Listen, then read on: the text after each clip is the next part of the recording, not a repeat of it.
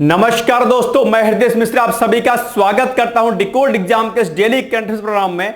कैसे हैं आप सभी लोग? आई होप आप सभी लोग अच्छे होंगे और अपनी पढ़ाई को बहुत ही बेहतर ढंग से कर रहे होंगे। देखिए, आज है मंडे और आज की डेट है 21 अक्टूबर 2024 और आप सभी लोगों को पता होगा कि दरअसल आपकी जो आगामी परीक्षाएं हैं, दो बड़ी परीक्षाएं, वो दिसंबर माह में लगभग प्रस्तावित हैं और ऐसे में अब आपके पास समय जो है शेष बहुत ही कम बचा हुआ है। ऐसे में दरअसल अब आपको अपनी पढ़ाई को बहुत ही बेहतर ढंग से करना होगा। संडे को एक वीडियो आप लोगों ने शायद मेरा देखा होगा जिसमें हमने यूपी पीसीएस की स्ट्रैटेजी पर डिस्कस किया था। यदि आपने उस वीडियो को नहीं देखा तो प्लीज आप लोग उस वीडियो को देखिएगा, वो बहुत इंपॉर्टेंट है। और वहां पर हमने आपसे एक बात बहुत छोटी सी कही थी, ठीक है? तो स्ट्रैटेजी तो आप वहां पर देखिएगा, लेकिन वहां से एक बात छोटी सी जो आपके लिए महत्वपूर्ण हो सकती है वो ये कि जो भी दिन आपके पास शेष बचे हैं, जैसे फॉर एग्जाम्पल के लिए कि अभी पीसीएस के एग्जाम को लेकर के 7 दिसंबर की अगर हम लोग डेट को मान के चले तो उस हिसाब से लगभग आपके पास जो है 48 दिनों शेष हैं। मैं 40 दिन मान के चलता हूं लगभग, ठीक है? तो आप इतनी मेहनत कर लीजिए, यानी कि अब आप इतनी मेहनत करिए कि जो आपका एक दिन है वो एक दिन आपका 2 दिन के बराबर रहे। यानी कि अगर आपके पास 40 दिन शेष रहते हैं तो वो 40 दिन आप इतनी मेहनत कर लीजिए कि वो 40 दिन दरअसल आपके वो 80 दिनों के बराबर रहें। आपको इस फोकस के साथ, इस डेडिकेशन के साथ आपको जो है तैयारी करनी है। और एक बात महत्वपूर्ण अन्य वो ये कि अब आपके भीतर दरअसल सफलता की अग्नि जो है जलनी चाहिए कि हर हाल में मुझे किसी भी तरीके से अपनी सफलता को अर्जित करना ही करना है। सबसे बड़ी बात जो गुड न्यूज है आपके लिए, यूपी पीसीएस वालों के लिए खासकर, कि आयोग के अनुसार आपकी सीटें लगभग 950 तक हो गई हैं और ये सीटें आपकी मान के चलेगी कि 1000 प्लस तक संभावना है कि हो जाएंगी, ठीक है? तो 1000 अगर सीटें अगर आपकी पीसीएस में हैं, ये आपके लिए क्या कहते हैं, बहुत बड़ी बात है, अपने आप में बहुत बड़ी बात है। क्योंकि अगर आप विगत कुछ वर्षों की अगर एग्जाम देखें तो उसमें जो नोटिफिकेशन आप लोगों ने देखा होगा, सीटों की संख्या बहुत कम रही है। 200, 250 पोस्ट, 300, 350, 400 पोस्ट है। ये जो अभी सीटें आपके बढ़ के आई हैं, ये आपके लिए दरअसल आपकी कामयाबी के लिए बहुत अहम है। इसलिए आप लोग जो है सब कुछ भूल करके अपने ऊपर डेडिकेट हो जाइए।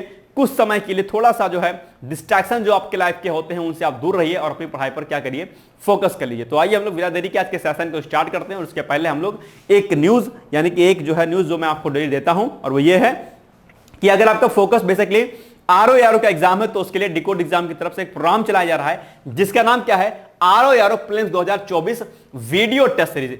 इसके माध्यम से आप लोग जो है क्या कहते हैं, अपनी तैयारी को बहुत अच्छे तरीके से कर सकते हैं। यानी कि अगर आपको प्रैक्टिस करनी है, जो कि आपकी सफलता के लिए क्या है, बहुत ही महत्वपूर्ण है। मैं बार बार कहता हूं कि आपने कितना पढ़ाई की है वो तो अच्छी बात है, लेकिन उस पढ़ाई को एनालाइज करने का जो तरीका है वो टेस्ट सीरीज और जो है आपके पीवाईक्यूज होते हैं। तो उसके लिए दरअसल ये प्रोग्राम आपके लिए बहुत अच्छा है।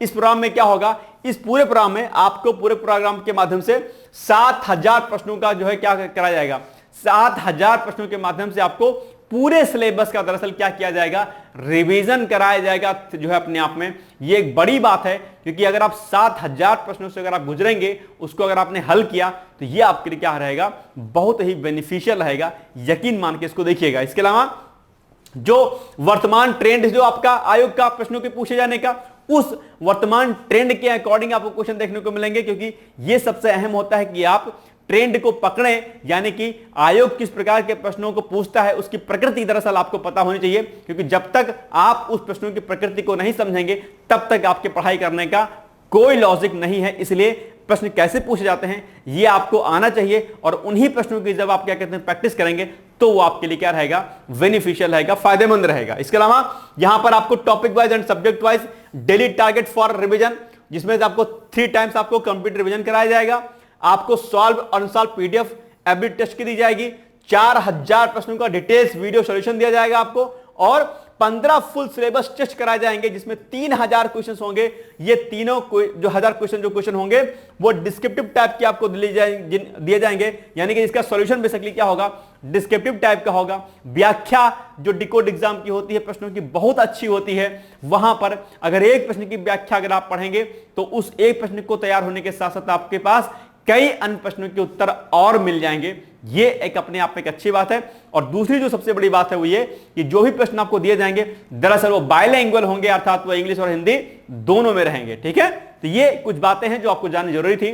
तो अगर आप अपनी तैयारी को और बेहतर करना चाहते हैं, उसमें निखार लाना चाहते हैं, तो इस प्रोग्राम को आप ज्वाइन कर सकते हैं। बहुत कम समय बचा है, अभी भी आप जो है बहुत अच्छी प्रैक्टिस कर सकते हैं। और उसके लिए अगर आपको इस प्रोग्राम को ज्वाइन करना है तो उसके लिए आपको व्हाट्सएप पे लिखना होगा वीडियो टेस्ट, और उसको लिख करके आपको भेज देना होगा संस्थान के दिए गए नंबर पर, व्हाट्सएप नंबर पर। नंबर क्या है आपके पास सामने, नंबर है 9506742546, या फिर आप हमें व्हाट्सएप कर सकते हैं 6307495944 पर। ठीक, तो ये न्यूज थी आपके लिए। आप चाहें तो इस प्रोग्राम से जुड़ करके अपनी तैयारी को बढ़िया तरीके से कर सकते हैं। अब आइए हम लोग सीधे तौर पर अपने टॉपिक पर आते हैं, और उसके पहले हम लोग करते हैं फटाफट जो है आज का रिवीजन, यानी कि जो हमने पढ़ा था सैटरडे को। राइट, चलिए, ये प्रश्न हमने आपको कहा था कि ये प्रश्न आपके लिए क्या है, इंपॉर्टेंट है। तो तितलियों की सबसे अधिक संख्या के साथ देश में दूसरा जो सबसे बड़ा पार्क है, अर्थात जो राष्ट्रीय उद्यान या अभ्यारण्य है, वो कौन सा बन गया है, तो वो बन गया भैया काजीरंगा राष्ट्रीय उद्यान।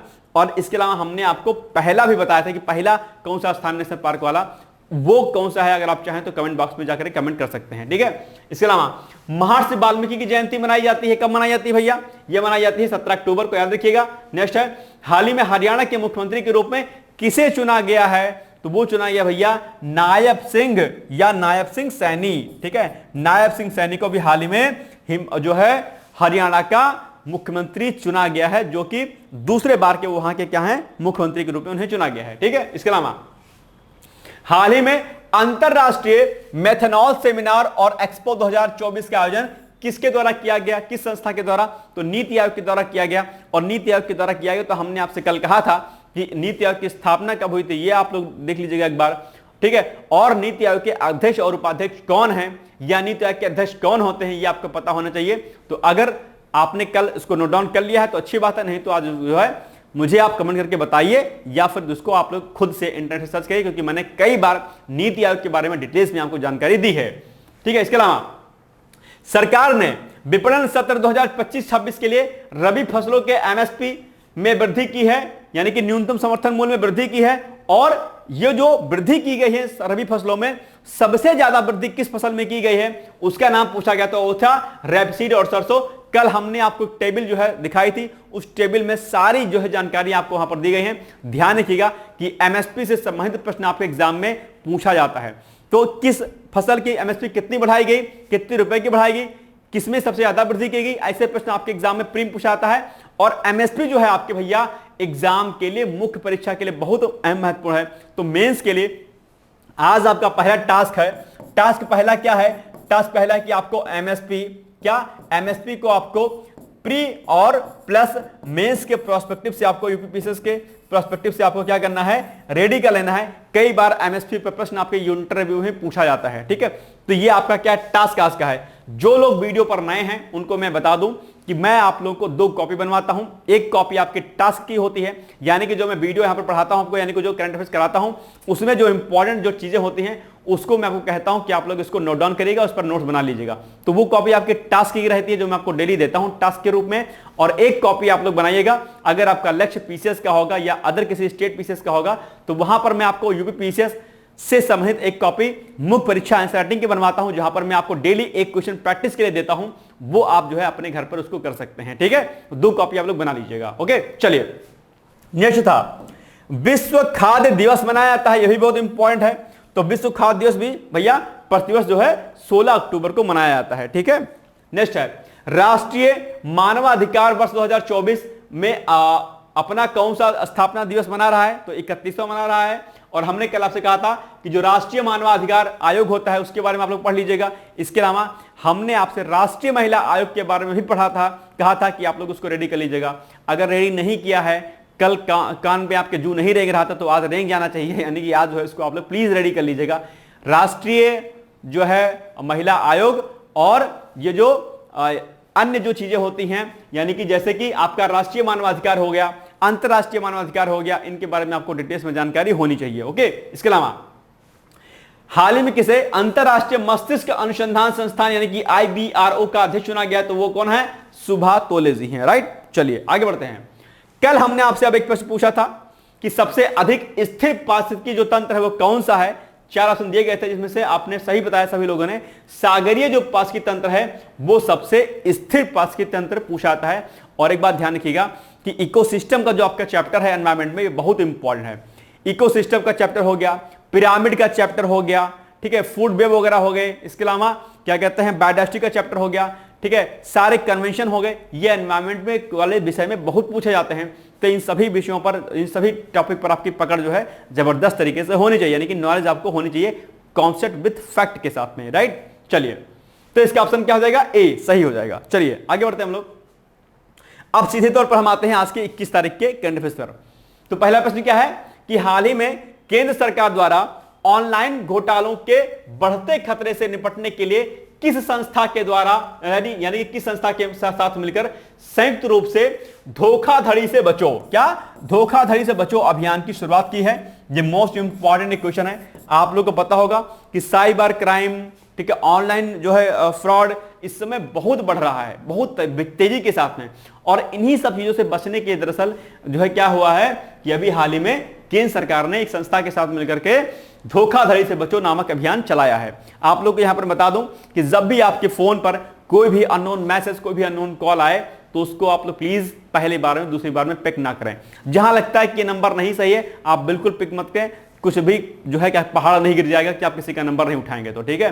अननोन कोई नंबर मत उठाइए, और जिस नंबर से आपका बैंक अकाउंट जो है लिंकअप हो वो नंबर आप लोग पब्लिकली मत किया करिए। वो नंबर दरअसल आप लोग अपने खुद से रखा करिए। मैं तो यहां तक कहता हूं कि उन सारे नंबर्स को आप लोग फ्लिपकार्ट से लेकर के जो अलग अलग साइट पे आप लोग जो रजिस्टर कर देते हो वहां पर भी आप उन सारे अकाउंट डिटेल्स को आप लोग एडजस्ट, मतलब डिटेल्स में मत फिल किया करिए। IFSC कोड हो गया, ठीक है, अपना नॉमिनी नेम हो गया, बहुत कुछ जो है डिटेल्स में आप जो है जानकारी वहां पर एकत्र जो है देते हो, तो वो सब चीजें आप लोग प्लीज मत क्या करिए, राइट। और कोई भी अगर आपसे कहे कि ये ऑफर है, फलाना है, ढिमका है, भैया बोलो नहीं, माफ करो, आप कन्वर्सेशन ही नहीं किया करो। कई बार क्या होता है कॉल्स आती है, आप लोग बतियाने लग जाते हो, अच्छा जी ये कर लूंगा वो कर लूंगा ना, इतनी देर में आपके अकाउंट से पैसा गायब हो जाएगा।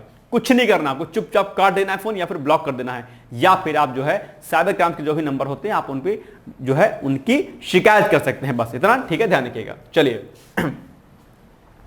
तो भैया धोखाधड़ी से बचाओ अभियान किसके साथ में शुरू किया गया है केंद्र सरकार ने? अमेजॉन, फ्लिपकार्ट, मेटा या फिर गूगल? जल्दी जल्दी मुझे बताओ इसका सही उत्तर क्या होगा। हो सकता है आपके दिमाग में ये आए गूगल आए, लेकिन ना, गूगल नहीं होगा भैया, ये होगा आपके साथ में जो है आंसर है सी, यानी कि मेटा के साथ में मिलकर के जो है अभी ये कार्यक्रम शुरू किया गया है, ठीक है। चलिए व्याख्या। तो हाल ही में केंद्र सरकार द्वारा ऑनलाइन घोटालों के बढ़ते खतरे से बचने के लिए दरअसल मेटा के साथ मिलकर के संयुक्त रूप से धोखाधड़ी से बचाओ अभियान चलाया गया है, ठीक है। यह पहला ऑनलाइन धोखाधड़ी से बचाव के लिए एक जरूरी कदम अभी उठाया गया है। इसके अलावा मेटा की जो यह पहल है किसकी तरह? इलेक्ट्रॉनिकी और सूचना प्रौद्योगिकी मंत्रालय, गृह मंत्रालय, सूचना और प्रसारण मंत्रालय तथा भारतीय साइबर अपराध समन्वय केंद्र के सहयोग से शुरू की। यानी कि इतने लोग जो इसमें पार्टिसिपेट करेंगे, क्योंकि बड़ा मुद्दा है अपने आप में, साइबर सिक्योरिटी का मुद्दा है, अपने साइबर धोखाधड़ी का मामला है, इसलिए इतने सारे जो संस्थान इसमें पार्टिसिपेट कर रहे हैं, अलग अलग मंत्रालय, ठीक है। नेक्स्ट है इंपॉर्टेंट क्वेश्चन है, भारत के लिए एक उपलब्धि है, ये अपने आप में इंपॉर्टेंट है। कई बार हमने आपसे कहा कि भारत अगर किसी क्षेत्र में कुछ खास उपलब्धि हासिल करता है तो प्रश्न आपके एग्जाम के लिए क्या होता है, इंपॉर्टेंट हो जाता है, ठीक है। तो भारत की अक्षय ऊर्जा क्षमता कितनी पहुंच गई है? 100 गीगावाट, 150 गीगावाट, 200 गीगावाट या फिर 300 गीगावाट? तो ये पहुंच गई भैया 200 गीगावाट, यानी कि ऑप्शन नंबर सी क्या हो जाएगा, इसका सही उत्तर हो जाएगा। आइए हम लोग इसको देखते हैं जरा। तो उत्तर में सेम वही है, व्याख्या में पहला पॉइंट कि भारत की अक्षय ऊर्जा 200 गीगावाट तक क्या हो गई है, पहुंच गई है। और यहां पर आप लोग चाहें तो देख सकते हैं कुछ पॉइंट्स यहां पर दिखा है कि भारत की अक्षय ऊर्जा 200 गीगावाट पहुंची। अक्षय ऊर्जा आपको क्षमता कितना है, 46.3%, और 90.67 गीगावाट के साथ सौर ऊर्जा पहले स्थान पर है। मोस्ट इंपॉर्टेंट फैक्ट है, इसको आप लोग चाहें तो नोट डाउन कर सकते हैं। पवन ऊर्जा 47.36 गीगावाट के साथ दूसरे स्थान पर है, और जल विद्युत ऊर्जा की भूमिका महत्वपूर्ण है, जिसमें बड़ी परियोजनाओं का 46.92 गीगावाट और छोटी पनबिजली परियोजनाओं का 5.07 गीगावाट, और बायो पावर अक्षय ऊर्जा मिश्रण में 11.32 गीगावाट जुड़ती है। तो ये सारे फैक्ट कुछ हैं, आप चाहें तो इसको नोट डाउन कर सकते हैं।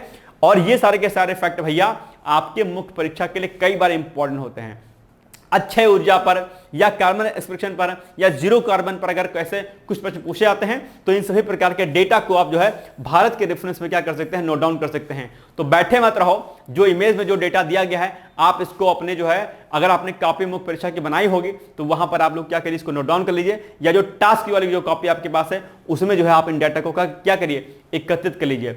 मुख्य परीक्षा की तैयारी ऐसा ही होती है, अलग से कुछ नहीं होती है, ठीक है। प्री की तैयारी कुछ अलग नहीं होती है, जो जो चीजें निकले उनकी इमेज की फोटोकॉपी या उनके डेटा को तुरंत नोट डाउन कर लिया करें। ऐसे बैठे रहेंगे तो कुछ नहीं काम होगा, ठीक है। ये सारा डेटा आपके मुख्य परीक्षा में बहुत काम आएगा और यही सब डेटा जब अपने मुख्य परीक्षा में आप अपने आंसर राइटिंग में डालोगे, अप्लाई करोगे तो वहां पर क्या होगा, आपके नंबर क्या होंगे, इनहांस होंगे, प्रोडक्टिव आपका आंसर माना जाएगा और जो है आपको ट्रक भर भर के नंबर जो है दिया जाएगा, ठीक है। जब कुछ अलग करोगे, कॉपी सब लोग लिखते हैं लेकिन सिलेक्शन बहुत कम लोगों का होता है, इसलिए ध्यान रखिएगा। जो है भाई 3000 3,500 जो है लोग मेंस देखते हैं पीसेस का, उसमें से महज 250 300 या जैसी सीटें होती हैं उसके अकॉर्डिंग जो है सिलेक्शन होता है, ठीक है। जैसे इस बार सीटें ज्यादा हैं तो इस बार मेंस ज्यादा लोग देंगे, ठीक है। तो ये बात आपको ध्यान रखनी। चलिए आगे बढ़ते हैं हम लोग। तो पहला point same as it is वही, बाकी इसके अलावा अक्षय ऊर्जा, अगर ये इस फैक्ट की बात करते हैं, ये इंपॉर्टेंट आपके लिए कि अक्षय ऊर्जा क्षमता के मामले में जो राजस्थान है आपका वो प्रथम स्थान पर है। मोस्ट इंपॉर्टेंट फैक्ट है, तुरंत इसको नोट डाउन करिए, क्या कि अक्षय ऊर्जा के मामले में राजस्थान प्रथम पे है, रैंक पे है। दूसरे स्थान पर आपका सुंदर सा राज्य कौन सा है, गुजरात है, और तीसरे स्थान पर आपका क्या है, तमिलनाडु है। यानी कि पहले पर राजस्थान, दूसरे पर गुजरात और तीसरे पर आपका कौन सा है, तमिलनाडु। और भारत की अक्षय ऊर्जा कितनी है, 200 गीगावाट है, राइट। चलिए आगे बढ़ते हैं हम लोग। नेक्स्ट है, भारत के अगले मुख्य न्यायाधीश कौन होंगे। मोस्ट इंपॉर्टेंट प्रश्न है आपके एग्जाम के लिए, अक्सर यहां से प्रश्न पूछा जाता है। तो कौन है वो, न्यायमूर्ति संजीव खन्ना, न्यायमूर्ति उमेश खन्ना, न्यायमूर्ति BR पाटिल या इनमें से कोई नहीं, ठीक है। जल्दी जल्दी मुझे बताइए इसका आंसर क्या होगा। तो इसका जो सही आंसर होगा वो जाएगा भैया आपका ऑप्शन नंबर क्या, ऑप्शन नंबर ए, यानी कि अगले जो मुख्य न्यायाधीश, जिसको हम लोग क्या बोलते हैं, CJI भी बोलते हैं इनको शॉर्ट फॉर्म में, CJI यानी कि चीफ जस्टिस ऑफ इंडिया, यानी कि भारत के मुख्य न्यायाधीश, ठीक है। कौन होंगे, वो होंगे भैया न्यायमूर्ति संजीव खन्ना। इस प्रश्न को दूसरे फॉर्म में पूछ सकता है, क्या पूछ सकता है कि हाल ही में जो ऐसे कुछ प्रश्न दे देगा, पूछ लेगा कि भारत के 50वें या 91वें मुख्य न्यायाधीश कौन है या कौन होंगे, ऐसा प्रश्न भी आपके एग्जाम पूछा जा सकता है, ठीक है। तो ये जो न्यायमूर्ति संजीव खन्ना जी हैं, ये भारत के 91वें यानी कि 51वें जो है ये CJI होंगे। और इसके पहले कौन है CJI, इस समय कौन है, चंद्रचूड़ जी हैं। चंद्रचूड़ जी जो हैं वो हैं 50वें, कौन से हैं, 50वें नंबर के हैं, ठीक है। तो इसमें कंफ्यूजन आपको नहीं रखना है, राइट। ऐसा भी प्रश्न आपसे घुमा के पूछ सकता है, ठीक है। चलो, तो भारत के अगले मुख्य न्यायाधीश न्यायमूर्ति संजीव खन्ना होंगे, जो कि 91वें नंबर के होंगे, याद रखिएगा। और न्यायमूर्ति संजीव खन्ना DY चंद्रचूड़ जी का क्या करेंगे, स्थान लेंगे, जो कि वर्तमान में क्या है, CJI हैं। वह भारत के 91वें मुख्य न्यायाधीश होंगे, कौन, खन्ना जी, सुरेश खन्ना जी। इसके अलावा उच्चतम न्यायालय के एक फैक्ट पूछता है एग्जाम में कि उच्चतम न्यायालय की स्थापना कब हुई थी, तो आप कहेंगे 26 जनवरी 1950 में। कई बार ये इंपॉर्टेंट है, प्रश्न पूछता है। इसके अलावा एक फैक्ट और है कि उच्चतम न्यायालय की प्रथम महिला न्यायाधीश कौन थी, फातिमा बीबी थी। कौन, फातिमा बीबी थी उच्चतम न्यायालय की प्रथम महिला न्यायाधीश। इसके अलावा उच्चतम न्यायालय के जो न्यायाधीश होते हैं उनकी नियुक्ति कौन करता है, वो करते हैं राष्ट्रपति। और अब मुझे बताओ जरा कि जो हाई कोर्ट के न्यायाधीश होते हैं, मुख्य न्यायाधीश होते हैं, उनकी नियुक्ति कौन करता है भाई साहब, जरा मुझे कमेंट करके बताइएगा। और आपके लिए आज टास्क है, टास्क ये है कि आप लोग जो है सुप्रीम कोर्ट, ठीक है, सुप्रीम कोर्ट और हाई कोर्ट के बारे में डिटेल्स में आप लोग पढ़ लीजिएगा। हालांकि ये टास्क ऑलरेडी मैं आप लोग को दे चुका हूं, लेकिन फिर भी चूंकि एग्जाम नजदीक है तो एक बार आप इसका रिवीजन भी आपको लोग को हो जाएगा। और जिन लोगों ने नहीं रेडी किया है सुप्रीम कोर्ट हाई कोर्ट को, वो लोग रेडी कर लीजिएगा कि इनके न्यायाधीशों की नियुक्ति क्या होती है, सुप्रीम कोर्ट और हाई कोर्ट की स्थापना कब हुई थी, अलग अलग राज्यों में कौन कौन से मुख्य न्यायाधीश है हाई कोर्ट के, या क्या कहते हैं CJI कौन कौन से हैं। तो ये सब बातें आपको जो है डिटेल्स में पता होनी चाहिए, इसको आप लोग एक बार कर लीजिएगा, ठीक है। चलिए आगे बढ़ते हैं हम लोग। न्यायमूर्ति संजीव खन्ना का कार्यकाल कब तक रहेगा, मई 2025 तक के लिए दरअसल संजीव खन्ना जी का कार्यकाल रहेगा। बहुत कम कार्यकाल रहेगा, 6 महीने का रहेगा। बाकी चंद्रचूड़ जी अभी शायद नवंबर में दरअसल आप जो है इनका हो जाएगा, ये अपने पद से इस्तीफा दे देंगे, मतलब इनका कार्यकाल समाप्त हो जाएगा, ठीक है। चलिए नेक्स्ट है, विश्व एनेस्थीसिया दिवस मनाया जाता है। अब एनेस्थीसिया की बात आ गई तो एनेस्थीसिया के बारे में आप लोग जरूर जानते होंगे। अगर कभी भगवान ने करे कभी एडमिट हो आप या हुए हो पहले, ठीक है। तो आप अगर कोई ऑपरेशन कभी आपका हुआ होगा, कुछ ऐसे रहा होगा, तो आपको एनेस्थीसिया दिया जाता था। क्यों? अगर कोई ऑपरेशन करना होता है तो ताकि वो चीजें सुन्न हो जाए, आपकी बॉडी में पेन ना हो एक तरीके से, ठीक है, उसके लिए बेसिकली एनेस्थीसिया दिया जाता है, एक तरीके से बेहोशी की हालत समथिंग, ठीक है। तो ये विश्व एनेस्थीसिया दिवस कब मनाया जाता है? 15 अक्टूबर, 16 अक्टूबर, 20 नवंबर या फिर 21 नवंबर? जल्दी मुझे बताइए। तो ये मनाया था भैया आई थिंक 16 अक्टूबर को शायद, हाँ 16 अक्टूबर, हाँ राइट। तो ऑप्शन नंबर बी क्या हो जाएगा? इसका सही उत्तर हो जाएगा, यानी कि विश्व एनेस्थीसिया दिवस 16 अक्टूबर को प्रतिवर्ष मनाया जाता है ताकि लोग इसके बारे में जागरूक हों, ठीक है। कई बार क्या होता है, अक्सर आपने देखा होगा, कई बार तो क्या होता है, डॉक्टर लोग कई बार इतने कलाकार होते हैं कि एनेस्थीसिया देना भूल गए, और जहां एक बार छुरा लगाया वहां पर मरीज जो है चिल्लाता है, अरे बचाओ बचाओ बचाओ। कई बार बाय मिस्टेक हो जाता है, ठीक है, लेकिन डॉक्टर जो है एनेस्थीसिया जरूर देते हैं, बिना इसके जो है ऑपरेशन वगैरह नहीं हो सकता, पॉसिबल नहीं है इसके अलावा, ठीक है। तो विश्व एनेस्थीसिया दिवस प्रतिवर्ष जो है 16 अक्टूबर को मनाया जाता है। ऑपरेशन आदि करने के पहले, ठीक है, ऑपरेशन करने के पहले इसका उपयोग मरीज को बेहोश करने में किया जाता है। थीम क्या है इस वर्ष की?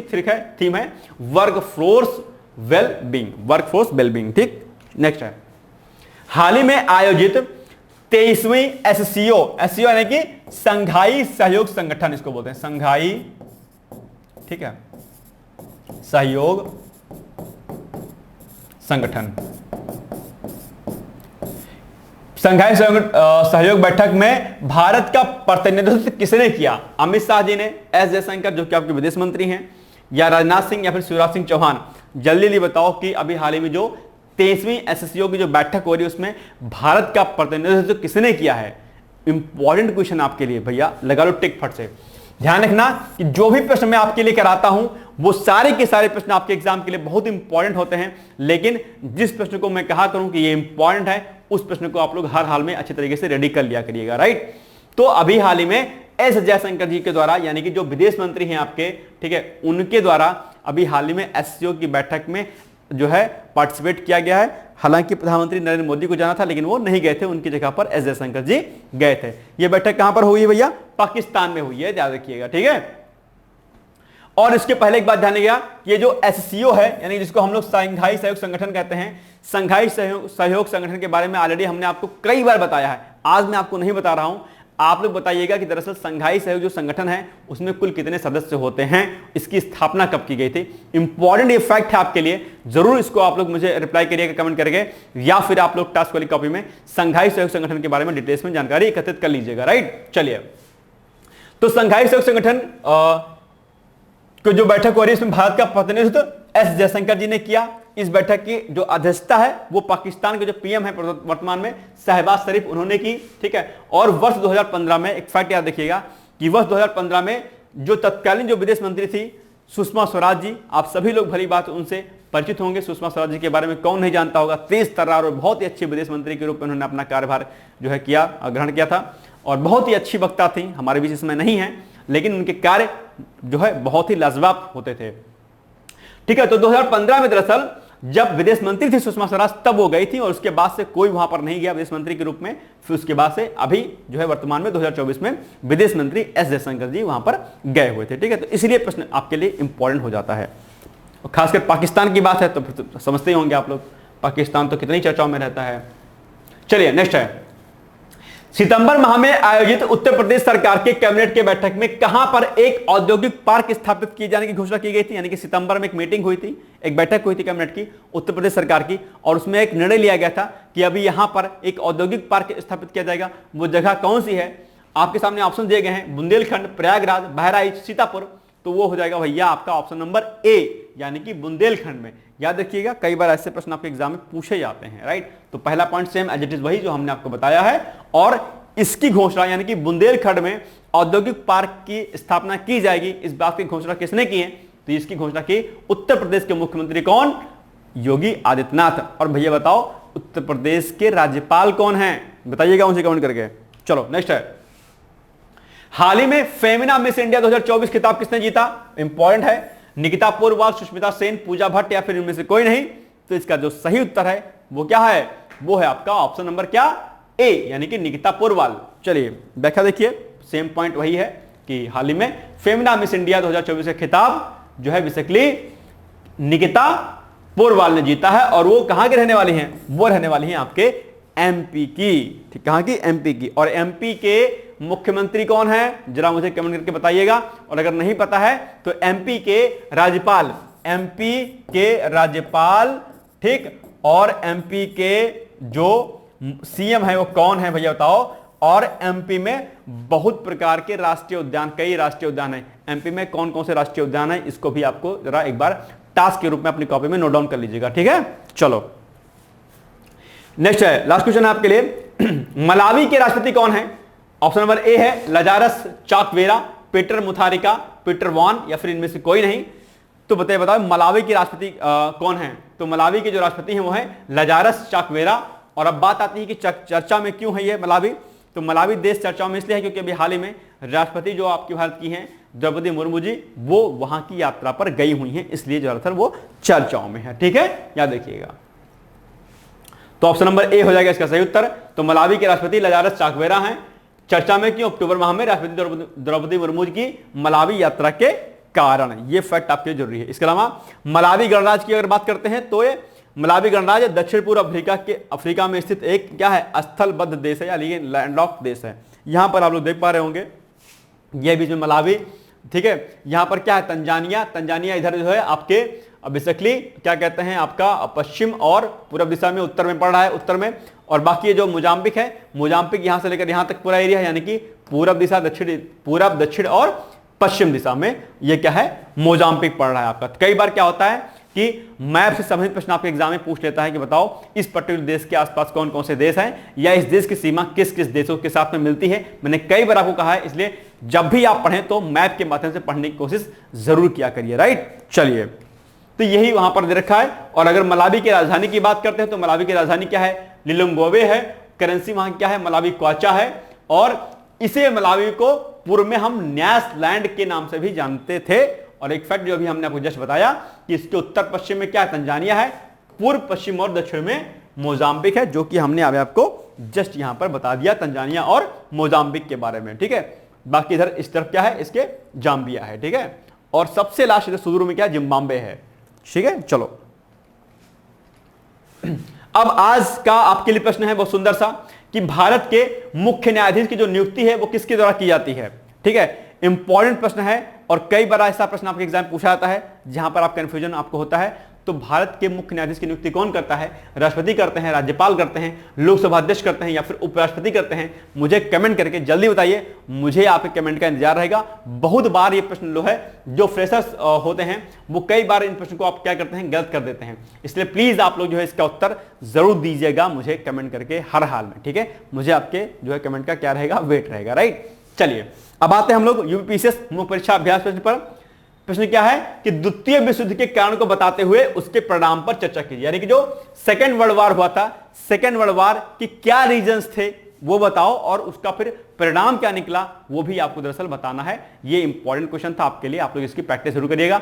मुख्य परीक्षा के जो हम लोग प्रैक्टिस करवाते हैं, इसमें अगर कहीं कंफ्यूजन हुआ करे तो मैं बार बार आपसे कहता हूं कि प्लीज आप लोग कमेंट करके मुझे बता दिया करें कि सर जो आपने प्रश्न दिया था वो समझ में नहीं आया, उसको एक बार एक्सप्लेन कर दीजिए। ठीक है, चलिए फिर ये हो गया आज का हमारा जो है पूरा का पूरा वीडियो। आई होप आपको वीडियो अच्छा लगा होगा। प्लीज आपसे छोटी सी रिक्वेस्ट है, प्लीज वीडियो को आप लोग ज्यादा ज्यादा शेयर कर दीजिएगा। जो भी आपके सगे संबंधित दोस्त यार जो भी हैं, आप लोग प्लीज उनको मेरा वीडियो भेजिएगा। बाकी हम लोग मिलते हैं अगले दिन, तब तक आप लोग पढ़ते रहिए, मस्त रहिए, व्यस्त रहिए। खास बात ये कि आप लोग रिवीजन जरूर करते रहिएगा। बाकी हम लोग कल मिलेंगे, तब तक के लिए जय हिंद, जय Bharat. Thank you so much, bye bye, take care, all the best.